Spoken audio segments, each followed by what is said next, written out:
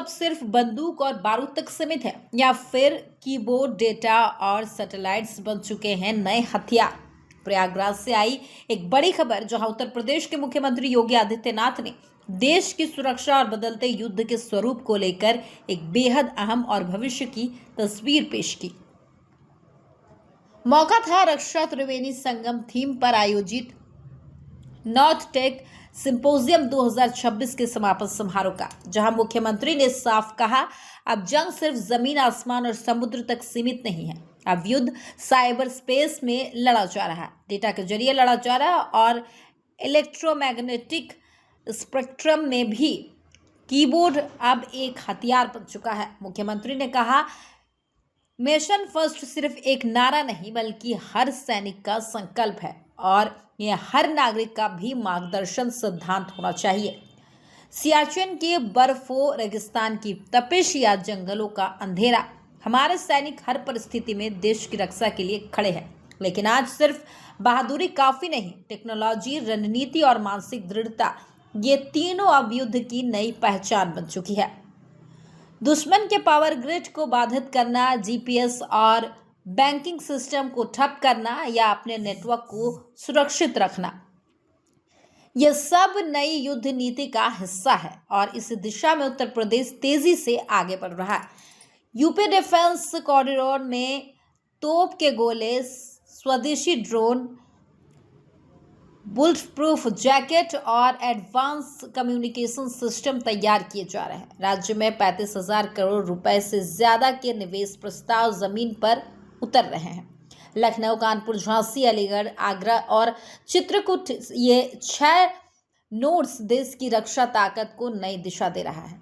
अब आपको सुनाते हैं सीएम योगी ने क्या कहा। वहीं हम रक्षा क्षेत्र में भी आत्मनिर्भरता के उस लक्ष्य को प्राप्त करने की दिशा में प्रभावी ढंग से आगे बढ़ रहे हैं और हम सब इस बात को मानते हैं कि नेशन फर्स्ट ये केवल हमारे लिए एक नारा नहीं है, यह हर भारतीय सैनिक की सांस में बसने वाला एक संकल्प है।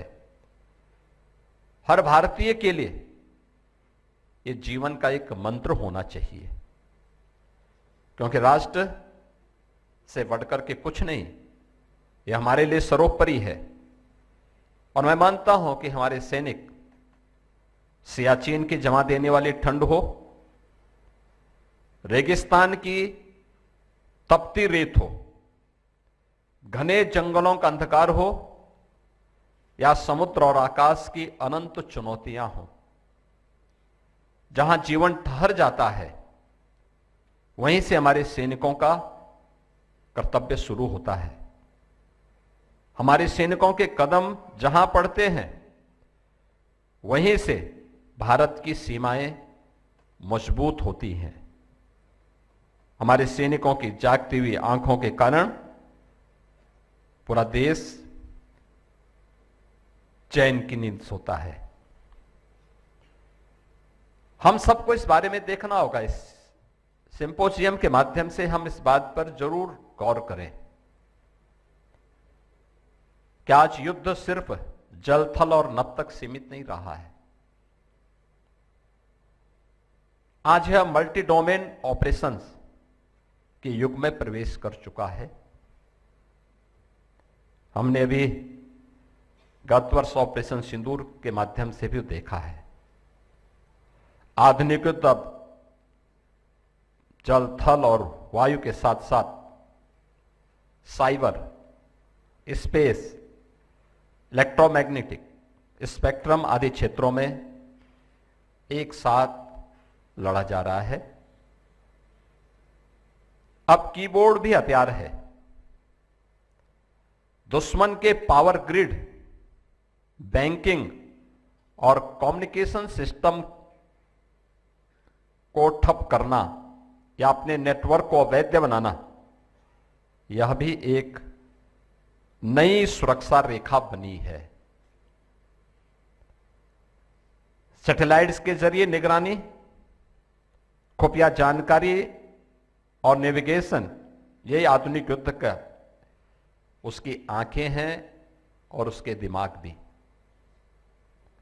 अब लड़ाई सिर्फ गोलियों से नहीं, सिग्नल्स भी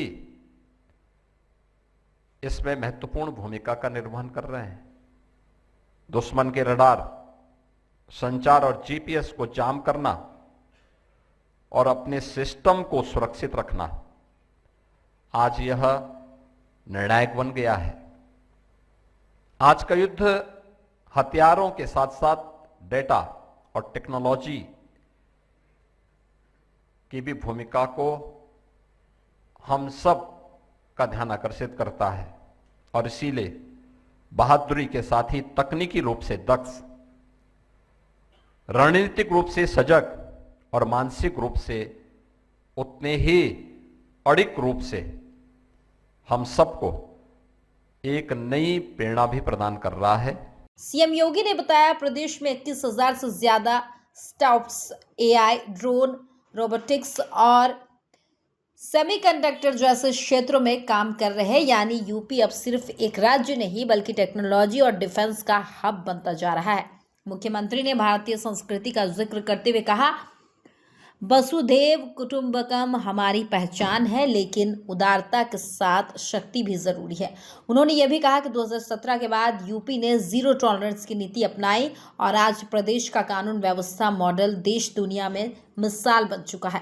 तो साफ है, आने वाला समय सिर्फ युद्ध का नहीं बल्कि टेक्नोलॉजी और रणनीति का होगा, जहां जीत उसी की होगी जो नेशन फर्स्ट को सिर्फ कहे नहीं बल्कि जिए।